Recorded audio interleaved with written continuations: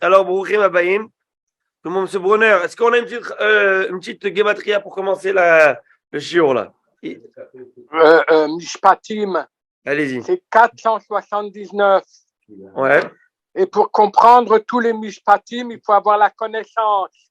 Dat. Et la connaissance, c'est Hadat. C'est 479. Mais pas seulement ça. C'est que depuis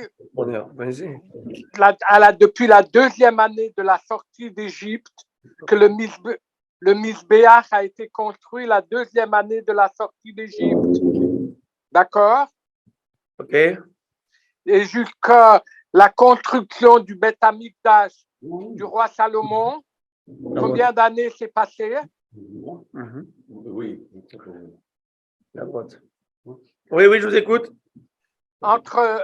Depuis la deuxième année de la sortie d'Égypte, le Mishkan a été construit dans le désert. Et jusqu'à la construction du Beth Amikdash par le roi Salomon, combien d'années se sont passées? Combien? 479 comme Mishpatim. C'est Brunner, écrivez tout ça. Il faut écrire dans un email, on va le mettre dans le Kesher. Dans le quoi? On a une newsletter. On va faire la rubrique de Henri Brunner. Avec les petits gématriotes. Il y a plein de gématriotes. Non, mais je sais pas pourquoi. Non, il y en a d'autres, mais je sais pas pourquoi il ne s'affiche pas là-bas. Moïse n'est pas là. Hein? Moïse n'est pas là. Non, mais il est venu. Il est venu de Punta Cana. Il était là. Mais je sais pas pourquoi on voit pas tous ici tout d'un coup. C'est très bizarre. Hein? Bon, en tout cas. Alors, à Botaï, la paracha de Mishpatim, c'est la paracha de cette semaine. On va glisser un mot dessus, puis après on va aller. Je pourrais demander la Gemara Brachot derrière. Après, on va avancer dans toute Gemara. Vous savez que la paracha de cette semaine, c'est une paracha qui est c'est une paracha où on rentre vraiment dans toutes les lois de la Torah. Mishpatim. Et c'est la paracha où il y a c'est une paracha où il y a les plus mitzvot de toute la Torah. Berachot. Non, donnez-moi l'autre en français. Berachot, la première à droite. Ça va? Ouais. Zaraba. Berachot, il y a 53 mitzvot. De nos 613 mitzvot, 53 mitzvot. Jusqu'à maintenant, on n'a pas véritablement des mitzvot. On avait quelques-unes. On avait la mitzvah du guide anaché, pas manger de nerf sciatique, la mitzvah de Korban Pessah, celle du Hametz. Mais les mitzvot, là, 53 mitzvot de juridique, pécuniaire, etc., ça c'est vraiment dans le paracha. Ve'ela mishpatim asher tasim lifnehem. Voici les lois et les règles que vous mettrez devant le Ham Israël. Vous remarquerez, il y a écrit Ve'ele. C'est quoi Ve'ele mishpatim? Ve'ele mishpatim. Ramim vont nous dire le Vav. Vav, ça est le E de conjonction de de ET. Conjonction de coordination. Ça veut dire qu'on veut faire un rapport entre le parachat Yitro, qui est la paracha de la semaine dernière, et la paracha de cette semaine. C'est quoi la semaine dernière? C'est les 10 commandements. Le rapport entre les 10 commandements et la paracha de cette semaine, c'est qu'on aurait pu croire que quoi? Est-ce que j'ai besoin de la Torah pour avoir des règles de civisme, des règles comme toute société toute société se régule selon selon des règles. Voilà. Au Québec, même s'ils font des fois des choses bizarres. Et il y a un tribunal avec un code civil, pénal, ce que tu veux. Donc, non, Torah te dit non. Le vrai code, il vient de la Torah. Ça veut dire que quoi? Ça veut dire qu'il ne peut pas y avoir de justice à 100% émettre, ça ne provient pas de la Torah. Mais le goy, il a une mitzvah d'avoir des tribunaux. Vous savez que le goy, il a une mitzvah, ça fait partie des 7 mitzvahs de Noachid, c'est d'avoir des tribunaux pour pouvoir régir une société normale. Imagine, il y a ni loi ni foi, c'est la jungle, l'anarchie totale, le chaos. Donc, pour qu'il y ait une civilisation normale, il faut qu'il y ait. Mais la Torah te dit tout de suite, Ve'ele amishpatim. Ne crois pas que toi, la Torah, elle parle que de choses qui sont juste, qui transcendent l'homme, ou qui amènent. Bien sûr, la Torah, elle arrive dans les choses les plus basiques. Et tout ce qui va être en rapport dommage, intérêt, tout ce qui est en argent, tout ce qui est une société normale, la Torah, elle est dedans. La Torah, elle n'est pas juste pour rester au Beth Midrash. La Torah, elle est pour l'amener au business. Comment je fais business avec honnêteté? C'est quoi honnêteté? C'est quoi l'honnêteté? L'honnêteté, c'est ce que la Torah elle décrit, ce que c'est une honnêteté. Et le gazelle, pas faire attention au vol, pas faire attention. Elle va te dire, bah, ça va, c'est rien, ça. C'est pas. Tu prends des photocopies du bureau, attends à travers. Attends, est-ce que tu as les permissions du propriétaire, du balabaït? Tu as un chaud?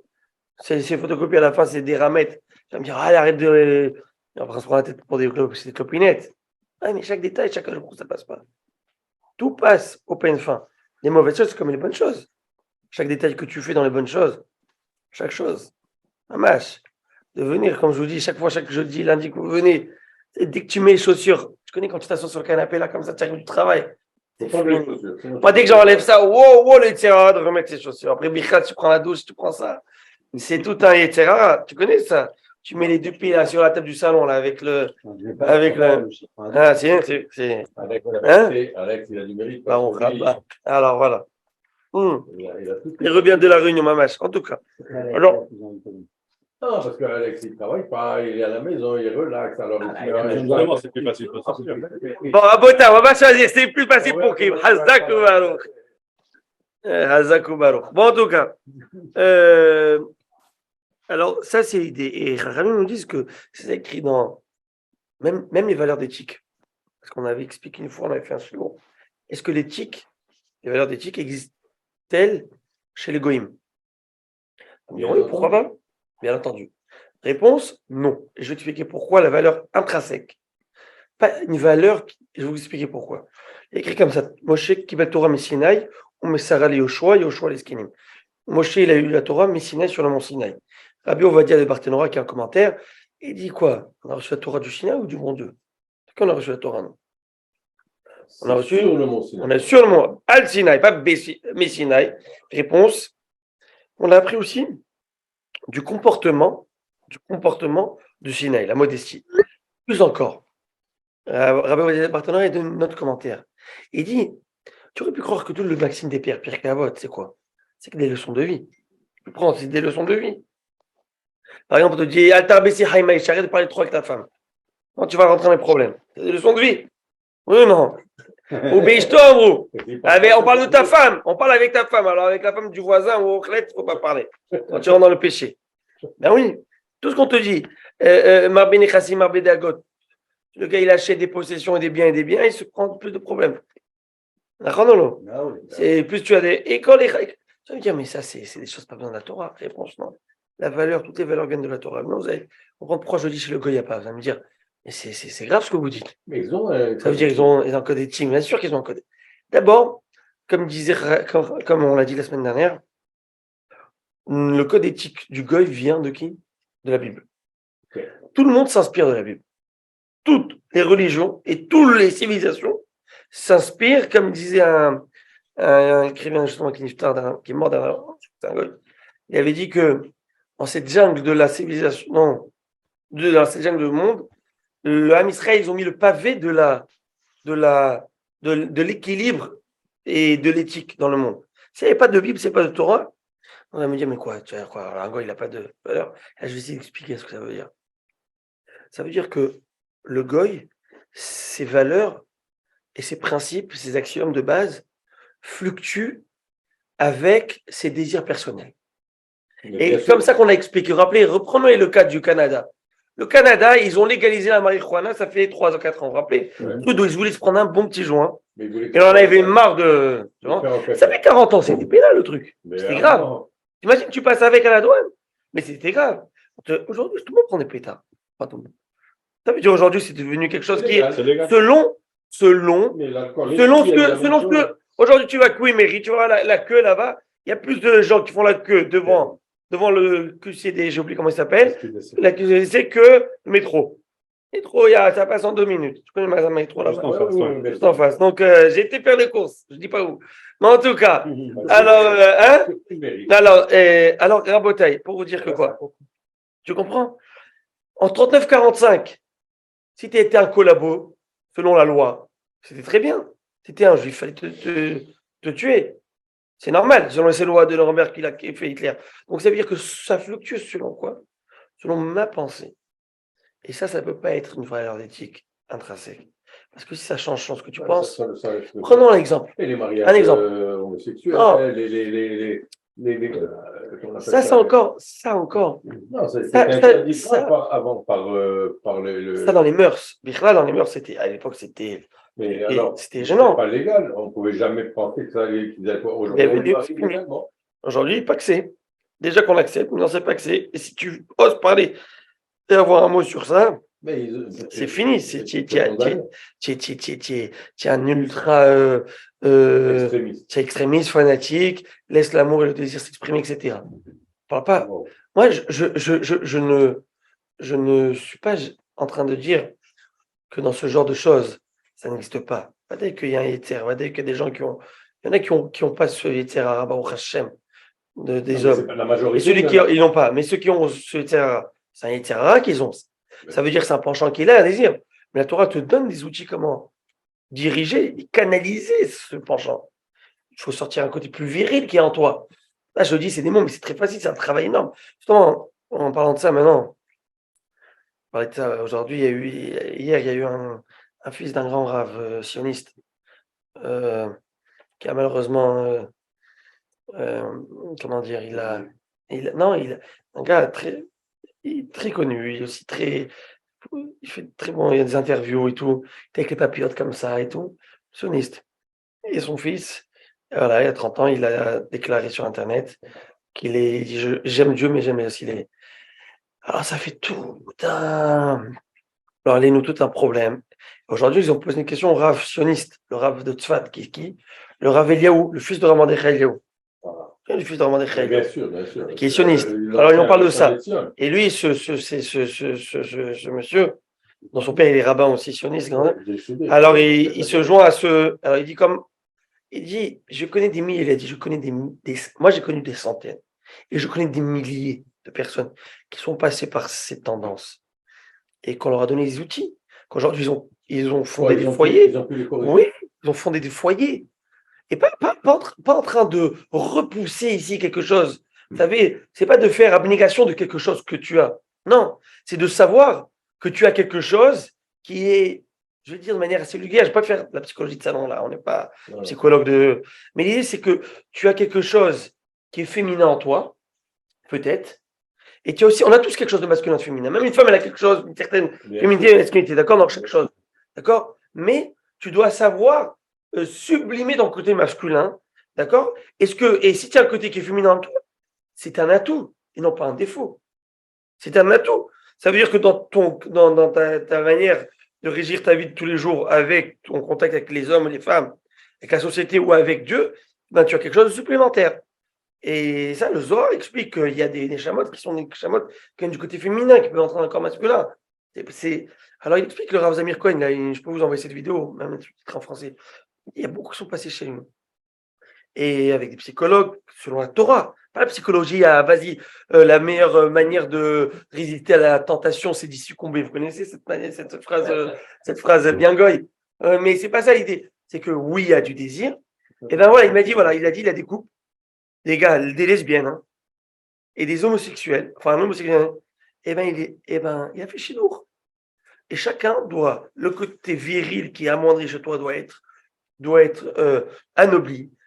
On doit travailler, il y a un travail, une thérapie, il y a tout. Et l'autre côté, et aujourd'hui, ils sont mariés, aujourd'hui, ça dort, même s'ils ont commencé avec un amour fou pour le sexe qu'ils avaient.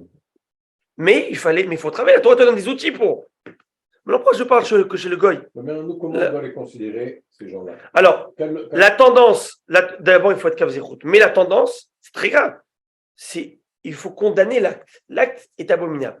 La Torah t'interdit cet acte. Mais non, il n'y a pas que cet acte qui est abominable. Il y a des milliers d'actes qui sont abominables. Que Dieu nous préserve, que nous, il faut faire attention aussi à ce que nous fait. Parce qu'on est clean de chez clean. Mais la Torah te donne des outils. Elle te dit ça. Alors moi, je veux manger, voilà. Je veux manger je vais un peu vulgariser ce que je veux dire, parce que ça peut choquer. Mais moi, je veux manger, je sais pas moi. Moi, je veux manger un Big Mac. Allez, ok. So what? Alors, ça passe la semaine, en parenthèse. Steak et beurre. Passe la semaine. Je veux le faire. J'ai très envie, là. Je veux les McDo, là, comme ça, avec le truc, la publicité, là. Je veux taper dedans, là. Je fais quoi? La Torah, elle me dit non. Allez, contrôle-toi. Et c'est ça la notion. Le désir, c'est bon. C'est très bon, le désir. Mais ta volonté doit primer sur le désir. Ta volonté doit diriger ton désir. Ma volonté de servir Dieu doit diriger ce désir où j'amène. Tu dois aimer la femme, ta femme. Tu peux voir des belles choses, tu ne vois pas des choses interdites. Tu peux écouter des belles choses, mais tu n'écoutes pas des choses interdites. Donc il y a un désir, ce désir de belles choses, de choses. Tu vas, mais tu vas canaliser ces belles choses. Et le Yetzirah, c'est d'essayer de te prendre et de t'amener dans un endroit qui t'est interdit. De prendre ce désir et d'aller. C'est tombe bien qu'on parle de ça. Parce qu'en parlant de cette notion de. Je vais juste quand même finaliser ce que j'ai dit tout à l'heure. C'est que. Alors c'est qui dit la vraie vérité? C'est qui l'a détient? Mais c'est ce qui est dans la Torah. Eh bien, pourquoi c'est ce que la Torah? Pourquoi c'est ce que la Torah et pas autre chose? C'est donné par Hachem. Parce que c'est donné par Hachem. Parce que c'est pas quelque chose qui est dans le côté horizontal, là. Donc ça fluctue selon une émotion d'une personne. C'est quelque chose qui est complètement différent. Il a créé l'homme. Oui, mais c'est quelque chose qui est immuable. C'est quelque chose, on va le voir justement en 30 minutes. C'est immuable. C'est intergénérationnel. Ça va passer toutes les générations et ça fait aucune différence. Alors quoi, le bon Dieu qui a créé le monde, il ne se connaît pas, lui? S'il te dit l'homosexualité est interdite, alors il sait qu'il y a une homosexualité. Absolument. S'il te dit de pas coucher avec une femme mariée l'adultère, Il sait que c'est faisable. mais il te le dit, mais. Et c'est intéressant parce que Rami nous dit que lorsque les Malachim, lorsque Moshe Rabbeinu est monté prendre la Torah, la semaine dernière, il est monté prendre la Torah. Après. Ben oui. Et les Malachim ils ont dit, mais qu'est-ce qu'il fait celui-là ici chez nous? Mais la Torah, elle la garde chez nous, on la garde chez nous. Il faut la laisser chez nous. Il va leur dire, Moshe Rabbeinu, je ne comprends pas. Est-ce que vous avez des envies? Est-ce que vous avez des désirs qu'il faut savoir vous contrôler? Est-ce que vous avez de la jalousie? Est-ce que vous avez de la convoitise? Est-ce que vous avez dans la Torah? Dieu lui a dit le 10 commandements déjà. Dans les éléments. Donc, vous n'avez pas tout ça. Nous, on a besoin de cette Torah pour être dirigé. Comment ça s'appelle Torah? Torah, c'est Ora. Ora, c'est un enseignement qui t'enseigne comment faire, quelle manière faire. Donc, Dieu connaît la psychologie humaine, c'est lui qui a créé l'homme. Il sait ce que c'est les tendances. Quand la Torah te dit, combien de fois on l'a dit, chaque fois je dis dans la Torah te dit, ne te fais pas yihoud, ne t'enferme pas avec une femme qui n'est pas la tienne, dans un espace où on ne pourra pas te voir. C'est parce que c'est normal. Tu as l'attirance du sexe opposé. Si tu la passes, c'est ou que tu es mort, ou tu es un ange, ou on t'a castré. Trois, il n'y a pas possible. Pas possible. Alors, il faut faire très attention à ça.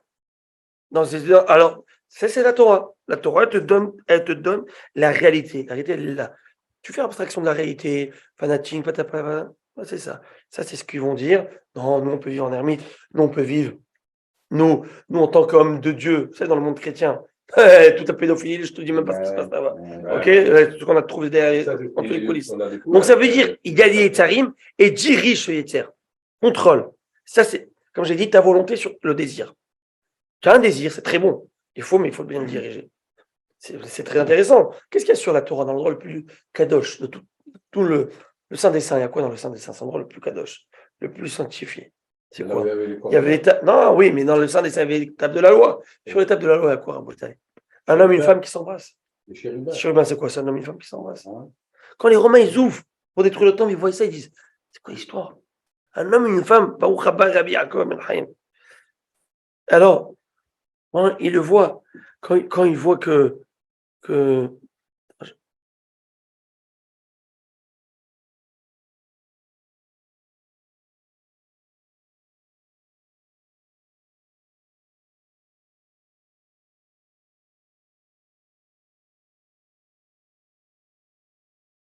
alors, on la reprend le Inyan. Alors, on reprend le Inyan, je disais quoi? Hein? Ouais. Non, je parle pas de ça. Moi, je suis de garde toute la semaine. Alors, Tachlès, alors il dit comme ça. Je disais quoi? Vous dormiez ou c'est comment qui dormait? Pas du tout. On parlait de quoi? Bon, ils sont rentrés, ils voyaient ça, ils rentrent ça, ils voient ça, ils disent, mais c'est un truc de fou. On parlait de sainteté, on parlait de Kedusha, on parlait de trucs. Un homme et une femme qui s'embrassent. Mais c'est quoi ça? Et ça, vous avez rien compris. Mais nous, ça, c'est pas. Eux, ils ont cet esprit goy, où la sainteté, elle est complètement séparée du désir, mais pas du tout. Nous, le désir, c'est l'endroit le plus important, mais le socle, c'est quoi le socle? C'est la Torah. S'il y a un socle qui s'appelle la Torah, et sur ce socle de la Torah, vas-y.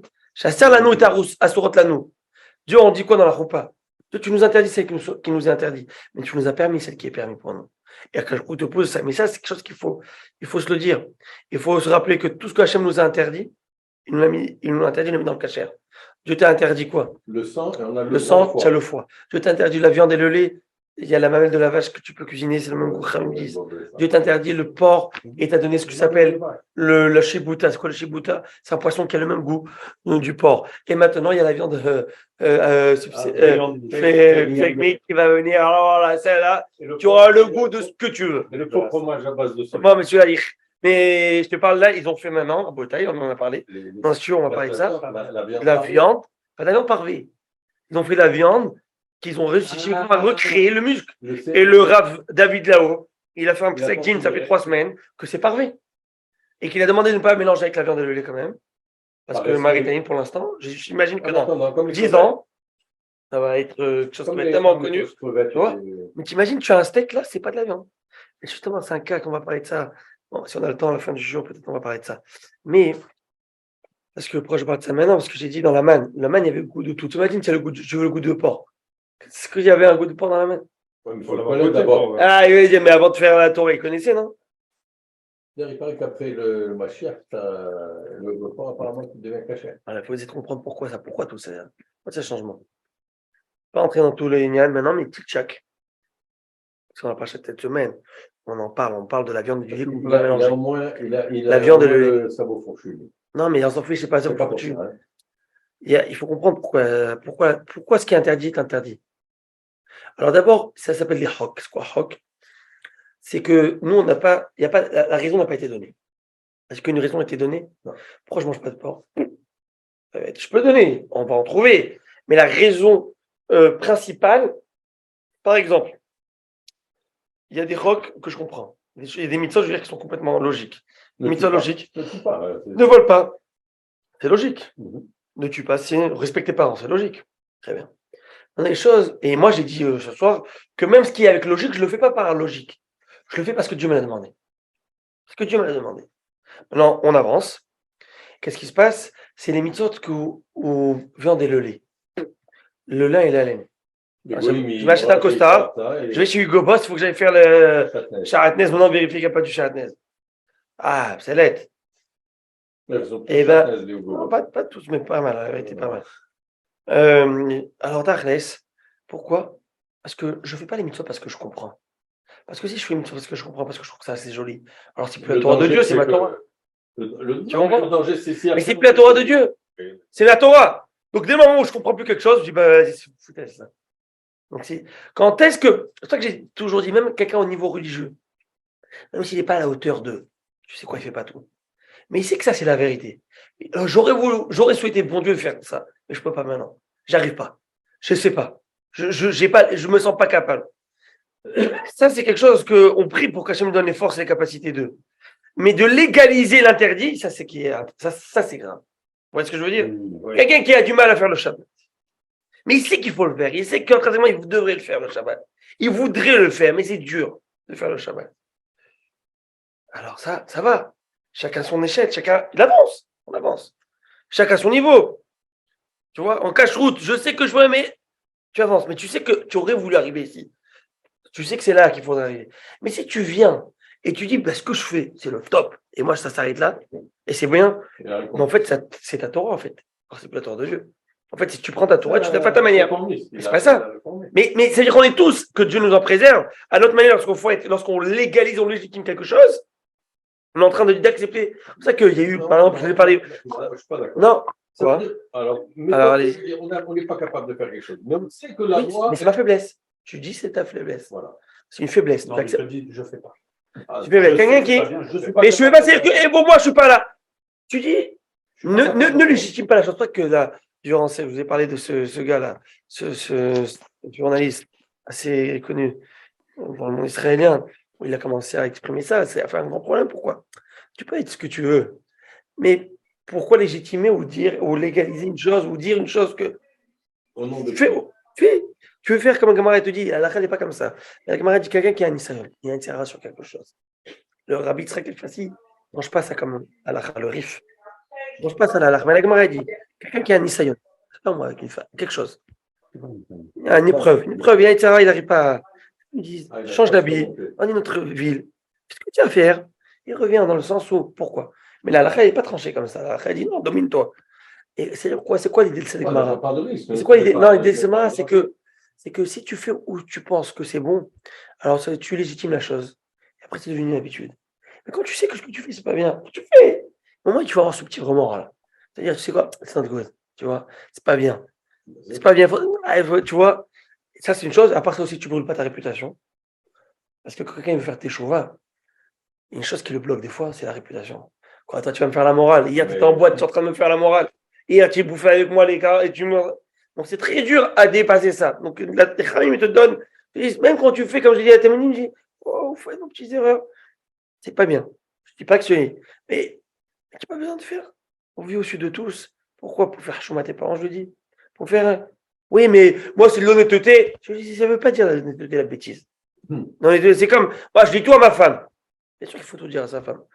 Rabbi Yaakov, il y a madame qui est là, j'espère. Hein. Mais quand, je ne parle pas de bêtises, ça grave. Ça, c'est... Mais je lui dis, tiens, tu parles de tout dire. Ouais, mais non, ça va la vexer. Elle est susceptible, elle est sensible. À quoi ça sert? Ouais, mais il est transparent. Transparent de rien du tout. Transparent, c'est une bouteille d'eau qui est transparente. Tu n'as pas besoin de tout dire. Surtout si ça va causer problème de Shlombaït. Et surtout, ça ne va rien amener. Surtout, ça va penser que à tes yeux, maintenant, elle est moins ce que tu trucs. Elle est moins ci, moins belle, moins ça, moins je sais moi. Vous connaissez comment tu me trouves très belle, toujours. Tu vas commencer à dire des trucs, je ne sais pas, je donne là. C'est vulgaire ce que je dis, mais vous comprenez ce que je veux dire. Chaque chose, il faut savoir. Il faut savoir. Et c'est ça qui est quand Altar Besicha Imaïcha. On ne parle pas trop, c'est sûr qu'on ne parle pas trop. Bien sûr, il faut parler, il faut communiquer toute la journée. Et communiquer des bonnes choses. Si c'est communiquer pour rien dire, pour communiquer, ça sert à rien. Ça, c'est le danger des vacances. On est trop ensemble. En tout cas, maintenant, on avance. On avance. Sur ça, je reviens sur cette idée des valeurs et je reprends après Magma. Quand les valeurs viennent d'Hachem, alors ils ne sont pas conditionnés à une émotion. Et si elles ne sont pas conditionnées à une émotion, alors elles ne vont pas changer. Mais si elles sont conditionnées à une émotion, comme je disais aujourd'hui, avant la marijuana, avec les études prouvent que c'est très dangereux. Les études prouvent que les neurones, ça défonce les neurones. Les études prouvent que, moi je vois ce que c'est des jeunes qui sont dans les, il n'y a plus rien. Les gars, ils sont plus là. Ils sont plus sur Terre. Les gars, ils sont sûrs qu'ils vont faire une vidéo YouTube, ils vont avoir des milliards de likes qui sont comme ça, ils vont recevoir. Il faut voir le danger que ça a amené nos talmidim, nos jeunes, notre jeunesse. Moi, j'ai découvert Bicha aujourd'hui, vous savez, ils appellent des edibles. Edible, c'est la chose qu'on mange. Les gars, là, je ne peux pas donner le nom. Il me dit, Rabbi, ne vous inquiétez pas, c'est caché. C'est l'OU. Aujourd'hui, il y a l'OU. Aujourd'hui, il y a mieux, Khalab Israël. Tu t'imagines, ça veut dire si.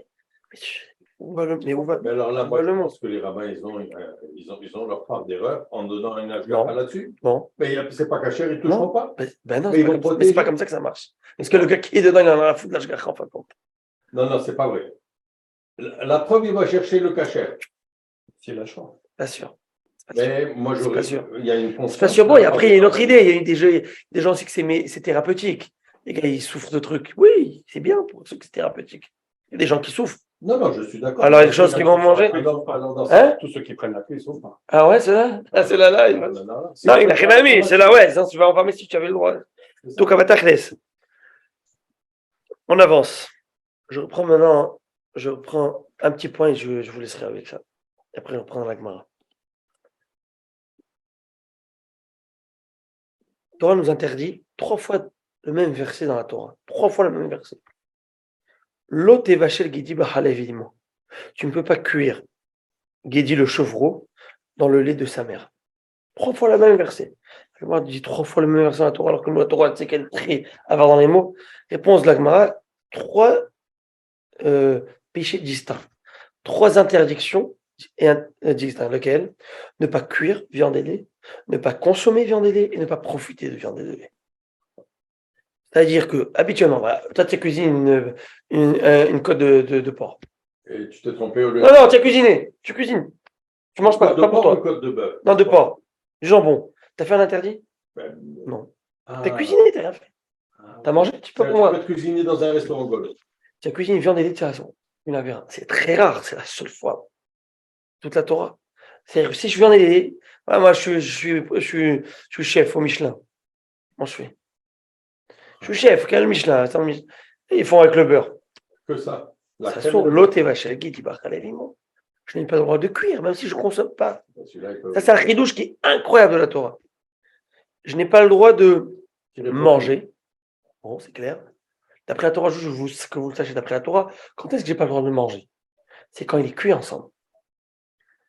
Ne me dites pas que j'ai pas permis rien du tout, ça se trouve, mais quand même, vous le sachez d'après la Torah, quelqu'un il prend un steak, un burger, il met dessus un fromage. Il a pas mis aujourd'hui, ils mettent à la salamande, c'est le c'est un style Ouais. mais s'il met pas, il cuit pas ensemble. Juste il a posé, c'est un peu, c'est tiède, c'est pas chaud, ça cuit pas ensemble.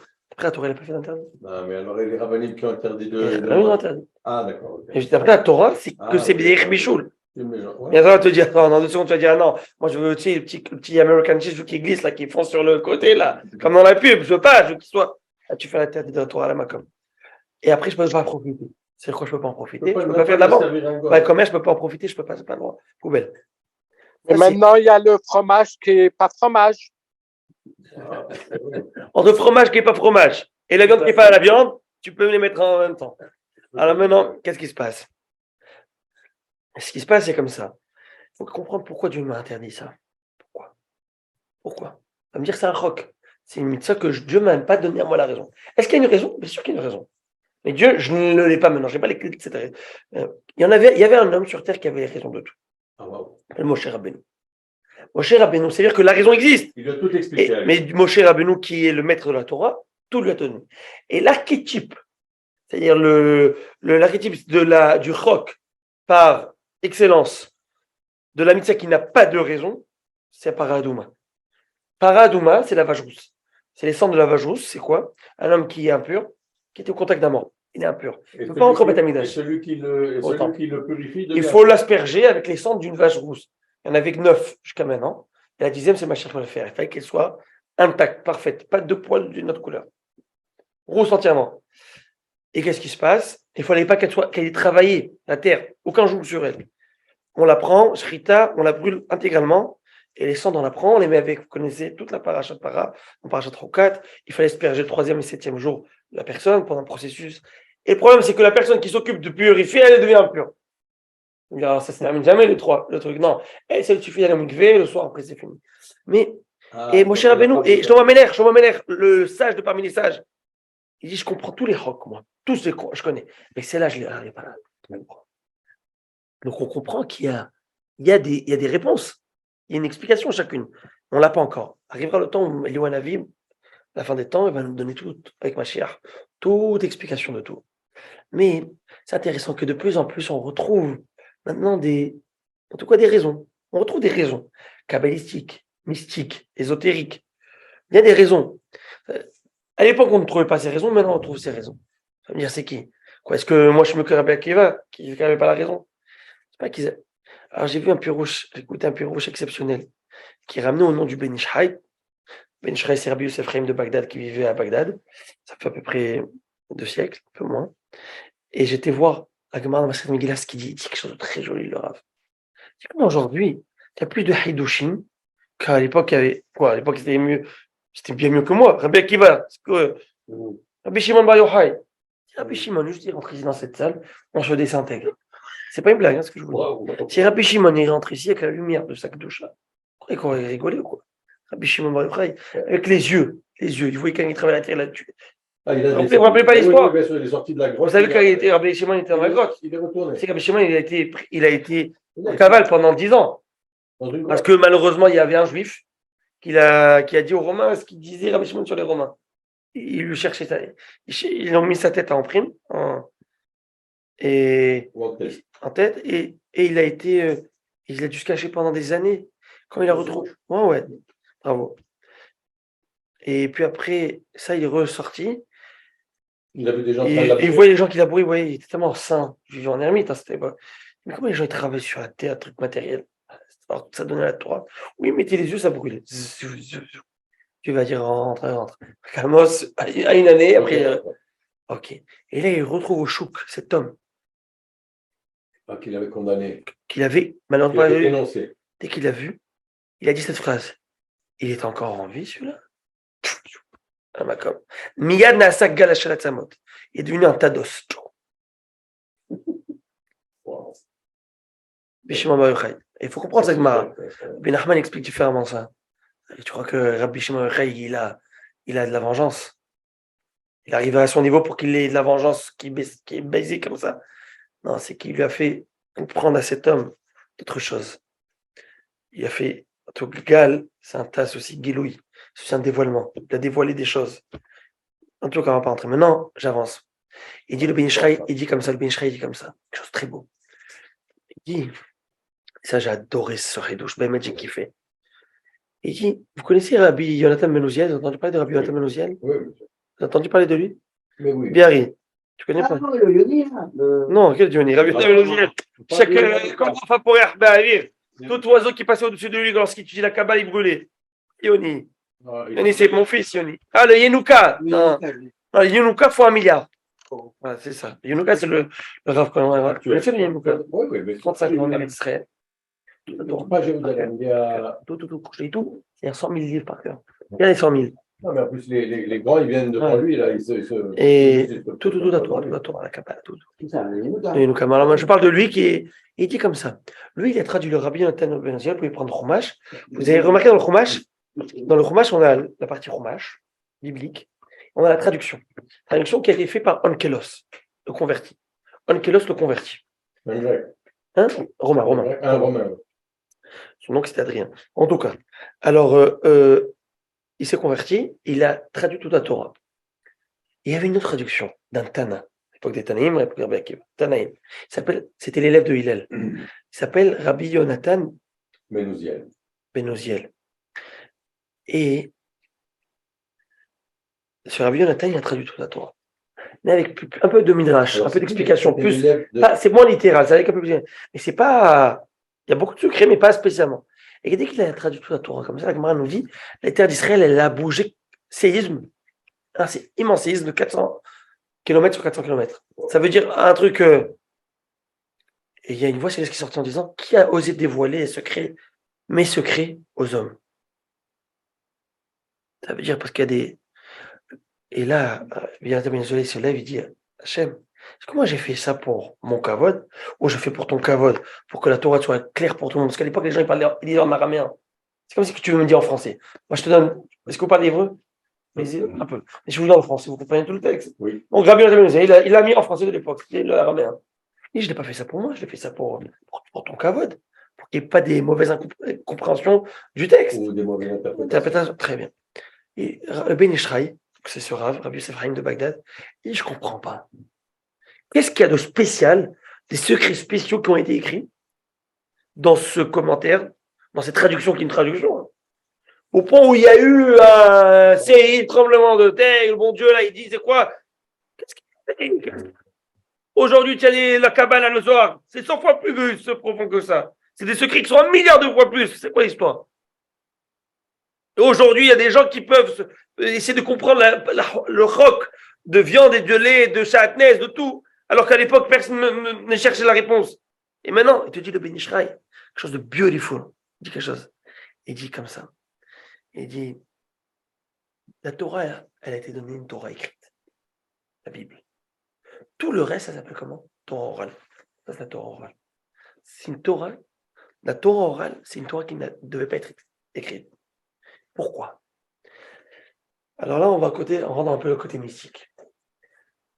Vous savez, il y a la Kedusha, les forces de Kedusha, de sainteté que Dieu a créées dans le monde, Hachem, et il a créé aussi des forces maléfiques, de Touma.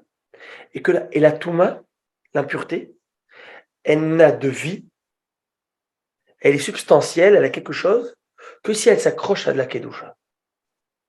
Ok? Ça veut dire, prenons un exemple. Un corps.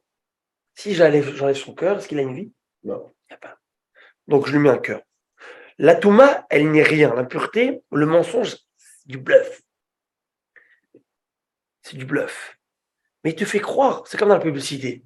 Il te met la super bagnole avec une nana comme ça côté rack. Tu es sûr que c'est. Mais ça, c'est marketing tout ça. Tu es sûr que tu vas acheter ça, tu vas avoir du bonheur. Tu vas avoir tout d'un coup, tu vas rentrer à la maison, tu vas avoir un truc de. Hein? Alors que après 2-3 jours. Non. c'est les mêmes voitures, les mêmes. Hein?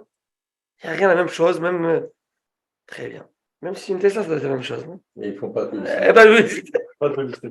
Razak, c'est pour ça qu'il est parti là, je t'ai dit. Ok. Razak. Alors, qu'est-ce qui se passe? Donc, la Touma, elle s'accroche à la Kedusha. Maintenant, Dieu, il y a des forces magnifiques dans le monde, des forces de Touma. Akadosh Baruch Hu, il a créé dans la Torah écrite, qui est parole de Dieu, tout est parole de Dieu, mais qui est parole de Dieu directement, direct. Il a écrit comme, j'allais dire, une protection autour de cette parole. C'est le Rav Sharbit qui dit ça. Il amène ce lien du Ben Ishraï. C'est le Ben Ishraï qui dit, en fait, une protection.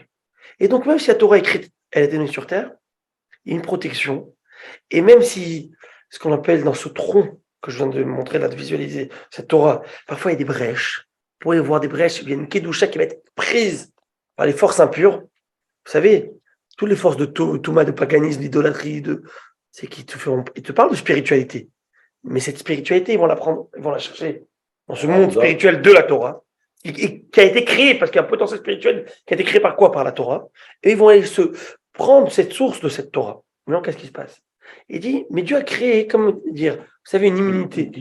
Il a créé une immunité pour, comme une écorce, pour que cette clipa, ça veut dire quoi? Ça veut dire cette écorce interdite, ça ne grippe pas dessus. Très bien. Mais il n'avait pas cette immunité sur Torah Shebéalpé. Sur Torah Shebéalpé, la Torah orale. Parce qu'une Torah qui est entre nous, c'est ça que c'est de mettre en élève. Il ne fallait pas écrire. Mais plus on avance dans les générations, on l'a écrit, on allait la perdre. On a commencé à l'écrire. Et plus on avance dans la génération Rabota, qu'est-ce qui se passe? Nous, on s'éloigne de la faute originelle, on avance vers une idée de Tikkun Haolam. C'est quoi Tikkun Haolam? Correction du monde. Et plus on va, et plus nous, on s'amasse le cumul des mitzvot et des connaissances d'avant. Donc plus on avance, c'est empirique. Donc nous, on a le bénéfice d'avant, et l'étude et la connaissance d'avant. Pas qu'avant, ils ne connaissaient pas. Bien sûr qu'ils connaissaient, mais avant, ils n'avaient pas. Dieu n'avait pas donné la permission de dévoiler ces choses, de peur que les forces impures s'inspirent et puissent leur force de cette Torah orale. Mais maintenant, puisqu'on avance et on avance, on s'est créé une certaine barricade. Pourquoi? Parce que fort de toutes ces mitzvot, de toutes nos générations, de nos ancêtres, qu'on avance, et de cette étude, etc., prenons un cas de figure, pour vous essayer de visualiser ça. Moi, aujourd'hui, Rabbi Akiva, il vient. Il connaissait tout. Mais par rapport à sa force d'étude, à son application d'étude. Mais moi, je viens aujourd'hui, moteur de recherche, chat GPT, vas-y GPT, écris-moi 2 livrets de Torah. Voilà, le Torah de Shabbat, c'était GPT, non, je rigole. Mais fais-moi ci, fais-moi ça, il m'amène toutes les références. Pourquoi? Parce qu'il a tout devant lui. Moi, quand je suis en train de vous enseigner, je ne suis pas science infuse, c'est parce que au moment où je vous enseigne, je suis en train d'apprendre moi aussi avec vous cette chose. C'est pas quelque chose que je suis arrivé à 100% par moi-même. J'ai appris, j'ai aidé, c'est pas par moi-même. C'est par rapport à ce que le Mabi me dit, par rapport à ce que Rashi, Rahim, Ramban, eux, ils sont arrivés à leur raisonnement. Moi, je m'inspire de eux. Donc, moi, je m'inspire de Rashi, Ramban, Rabbi Akiva, Rabbi Shimon Bar Yochai. Mais ils sont arrivés eux-mêmes à ces conclusions. Eux, c'est eux qui ont fait le travail. Moi, je profite de leur travail. C'est pas grave. Moi, cette chance de profiter de son travail. Mais je viens fort de tous ces bagages. De tous ces bagages. De toute cette tour qui a été, cette pyramide qui a été créée. Moi, je suis au haut de la pyramide. Et donc, c'est toi qui te dis, dans quoi des nouveaux Chidushim, des nouvelles nouveautés, des innovations de la Torah, où des secrets sont révélés. Quoi, avant, ils ne savaient pas ça. Avant, ils n'avaient pas le droit de le dire, même s'ils le savaient. Parce qu'il n'y avait pas cette force que Dieu qu'on a aujourd'hui, où les forces impures peuvent aller chercher quelque chose de là-bas. Donc, c'était ça, la Mishnah, c'était justement. Quand ils ont commencé à c'est bien qu'il y avait déjà. C'est là que mais pour ça, maintenant, on avance. La Gemara, j'ai exagéré ce soir. On est parti d'autre part. Mais là, on va reprendre la Gemara. On avait vu 8. Comment on avait vu Rabotai? Il y avait 8 désaccords, si je ne me trompe pas, entre Beth Shammai et Beth Hillel. Beth Shammai et Beth Hillel, c'était les 2 grandes académies de l'époque. Shammai et Hillel. Les géants. Hillel Zaken et Shammai. Ce Hillel, c'était un patron, le gars. Je vous raconte l'histoire sur Hillel. Tu te dis, la vérité, on est chanceux d'avoir c'est nos ancêtres. Ça peut être votre grand-père. On a la chance d'avoir des gens comme ça. Tu vois que la Torah n'est pas venue comme ça chez ces gens. Alors, je vous raconte une histoire. Hillel, lui, est venu de Babylone en Israël. Il était d'une pauvreté. Il vendait des fagots de bois pour se nourrir et on va dire, il faisait $10 par jour. La moitié, il donnait à sa famille pour manger. Et l'autre moitié, c'était pour pouvoir payer le Beth Midrash pour étudier. C'est à l'époque, Il fallait payer il l'entrée. fallait payer l'entrée. Aujourd'hui, on te paye pour venir étudier, tu vois, ce truc. Et un jour, il n'avait pas fait cet argent, donc il avait donné à sa famille pour qu'il mange. Mais il dit quoi, je vais rater l'étude de Shmaya et Aftalion. C'était deux grands de la génération, deux grands sommité de la génération qui étudiaient au Beth Midrash. En parenthèse, c'était des convertis. Ouais. Et Mais je vais rater leur étude. aussi. C'est le fils de converti. Et qu'est-ce qui se passe? Il a dit, eh ben, il est monté, le gardien n'a pas laissé rentrer. Et un videur. Aujourd'hui, les videurs sont toujours pas. Alors, il a mis les videurs. Et il est monté dans le bureau là-bas, au-dessus, pour écouter, voir le renseignement. Et c'était en plein mois de janvier, Tevet, janvier, février. Et le froid de Jérusalem. Il avait pas, et là, la neige a commencé à tomber. Et lui, il est tellement happé par l'étude, il perd connaissance. Et là, il est 3, je sais pas quelle heure du matin, je me Talon c'est bizarre. Normalement, c'est le soleil s'est déjà levé, qu'est-ce qui se passe? Il voit un visage écrasé sur la lucarne. C'était Shabbat.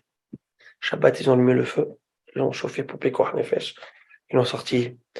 Ils ont dit, mais qu'est-ce que tu as fait là-haut? Il a dit, je ne pouvais pas passer un jour sans étudier la Torah. Il a dit, gardien, dorénavant, celui-là, il rentre. Et ce Hillel, c'est fini le Beth Hillel, le fameux Hillel, père de tous nos Mishnayot que nous avons aujourd'hui. Il est les Shama, il est à la comme Hillel partout. Tout le temps. À part quelques-unes. Hillel, est toujours plus cool que Shamaï. Shamaï est très rigoureux. Shamaï, il est à la il n'est pas comme lui. Bien que Shamaï, il faut le savoir, je vous le dis, était plus pointu plus pointu dans le raisonnement. Mais il est trop rigoureux. La Torah ne dit pas pour maintenant. Quand Mashiach va venir, on sera capable d'être comme Shamaï. Pas maintenant. Alors, il y a, quand on parle. Mais là, la fin a été décidée par les rabbins. Oui, non. Alors, c'est intéressant qu'on parle de ça maintenant, parce que c'est vraiment le thème de quelque chose. C'est le thème. Non, c'est le thème des prochaines phrases. Si on allait selon il y a une règle dans la Torah. Tu vas selon la majorité. La majorité pense ça. La minorité pense ça. Et ben c'est comme ça. Eh oui, vous avez voté pour la Knesset. Eh ben prenez ce que vous voulez maintenant. Ah, pas de réforme. C'est pas voter dans le baba. Alors maintenant, c'est comme ça la majorité. C'est ça la démocratie, c'est vrai ou pas? Ouais. Mais ils ne sont pas d'accord. Quand on gagne, ils ne sont pas d'accord. Quand on perd, ils ne sont pas d'accord.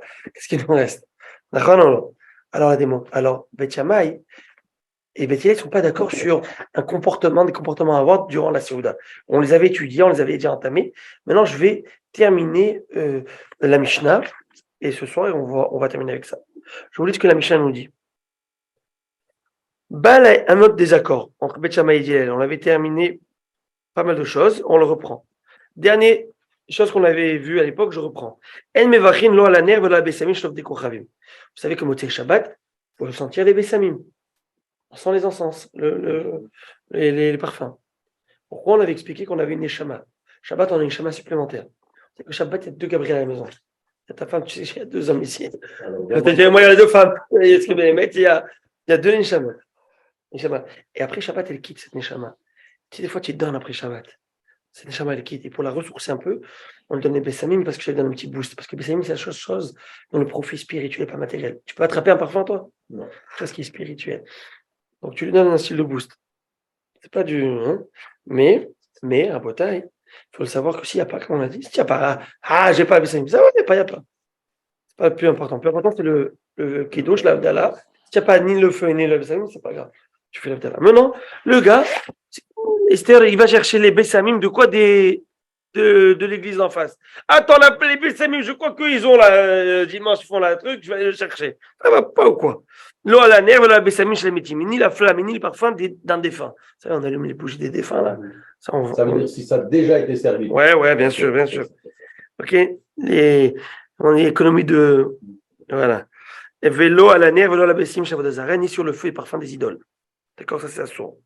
Tout ce qui est utilisé ou qui est éclairé qui éclaire la Vodazara, l'idolâtrie, tout ça, pas le droit d'utiliser. Ven mevachim à la nerve, achi tout l'euro. Et la béracha qu'on fait boré mais au réaèche, il faut en profiter. C'est pour ça que vous avez vu, on met les ongles. On met tout ça. Bon, l'ongle, il y a une raison, tout ça. Et pourquoi on fait ça? Les gens, ils font. C'est quoi ça? C'est juste parce que on fait une béracha, on remercie Dieu, on rend hommage à Dieu, on va donner le feu qui nous permet à profiter donc, de cette lumière. Donc, profite. Donc, on montre comment on fait qu'on profite. Ça nous éclaire. Par un reflet. Par un reflet, par quelque chose. Très bien. On avance. Prochaine chose. Ça, notre discussion de Beth Shammai et Beth Hillel. Mishachal. Vous avez mangé. Tu as mangé un bon baguette tunisien. Tu es bien là. Et tu peux te faire Birkat Amazon. Et tu es parti. Qu'est-ce qu'on fait? Parce que tu reviens là, tu viens de partir, tu es arrivé à Amstead. Des neiges, tu viens de passer, tu as vu le Saint-Laurent, là, tu vas reprendre la manière. Moi, je t'appelle, tu es obligé de faire Birkat. Est-ce que je te ramène pour faire Birkat, tu dois revenir pour faire Birkat ou pas? La halakha, c'est de faire Birkat là où tu as mangé. Oui, mais je parle de t'acquitter. Ou tu as Ouais, il vaut mieux qu'il fasse là-bas. Hein? Le là-bas, c'est tout. Heureusement que tu es là, Harry. Allô. Harry, c'est Mahlouka ou Beth Shammai et Beth Hillel. Il mange là où il est. Ah, il vient acheter une dire qu'il a payé un instant du Tunisien. La place après l'instant du Tunisien. Alors, moi, je dis- C'est comme le gars, il va chez le nutritionniste. Le gars, il a mangé. Il met le doigt. Ouais, Si j'avais la place, j'aurais mis une banane. Le gars, il est. En tout cas. Alors, il lui dit, Beth Shammai, tu reviens. Beth Shammai, il dit, tu reviens.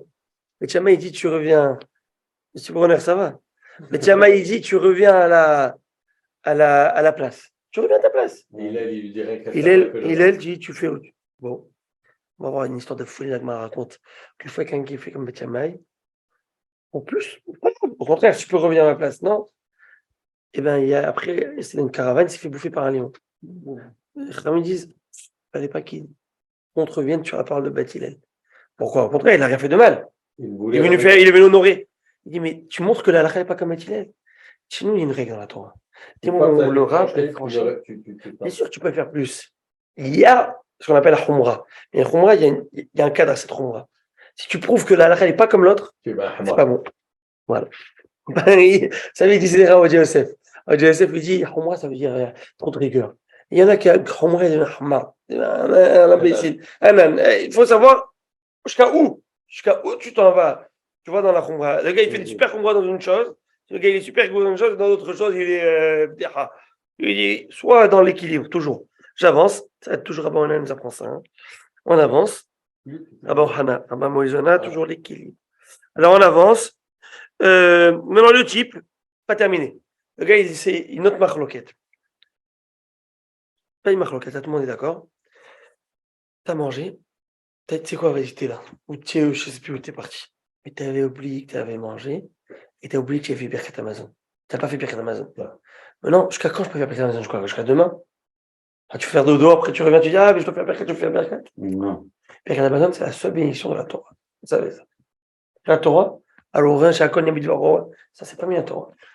La seule bénédiction de la Torah, c'est l'action de grâce, c'est la Beracha. Est-ce que Birkat Amazon. ça, même à Motsi, ça n'est pas? C'est même pas mis la Torah. Rien n'est mis la Torah. Wow. La seule chose qui est de la Torah, c'est la Birkat Amazon. C'est que si quelqu'un ne peut pas le faire, mais il peut le faire en français, qu'il le fasse en français.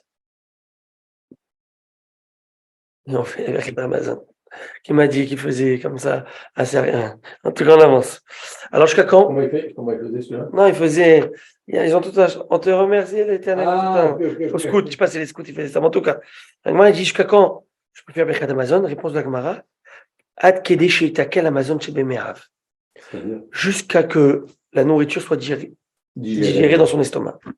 6 heures. Dès qu'elle était dans son estomac, alors Gemara va savoir comment choisir. J'ai un rayon X, moi. Un intestin grêle, un intestin, c'est quoi? Moi, je vous donne la halakha, hein. On a déjà tranché. 72 minutes. 1h12. Wow. Là, je tranche jusqu'au. Dépasser 72 minutes, ça sert à rien. À moins que tu sens que tu as encore rassasié. Le gars, il se sent vraiment bourré encore. Tu sais, des fois, tu es bourré après 8 heures encore. Okay. Et il a mangé un truc. C'est tout pas ben voilà. Quoique, tu samedi, non. Des fois, c'est vrai. Mais des fois, je ne sais pas comment. Moi, je demande à Hachem de me donner la force ou d'acheter les shit. Je n'arrive pas à mettre dans la bouche. Tu vois, des Bliarinara. Ils arrivent, je suis bravo. Hein? Mais ils ont raison. Et Rabbi disent, Racham, l'intelligent, il faut qu'il fasse attention de ne pas trop manger l'après-midi pour laisser la place à son déchet. Mais des fois, quand tu as une nafina comme ça, hein, que tu la vois, tu te dis quoi? On avance. On avance. Je vais vous laisser. Je vais m'arrêter ici. Je vais vous dire un petit inyan pour vous dire comme tout, parce que c'est le dernier shiur de la saison de février. Après, c'est plus le ski, on va passer à la luge d'été. Alors, à Botaï, it was a pleasure for us to learn with you. Et Bezrat Hashem, on se retrouve non pas ce lundi, non pas ce jeudi, non pas lundi d'après, mais on se retrouve jeudi d'après. Non, pas ce jeudi. Dans 2 semaines. Alors. Donc Bezrat Hashem, le jeudi de Parashat Tetzavé.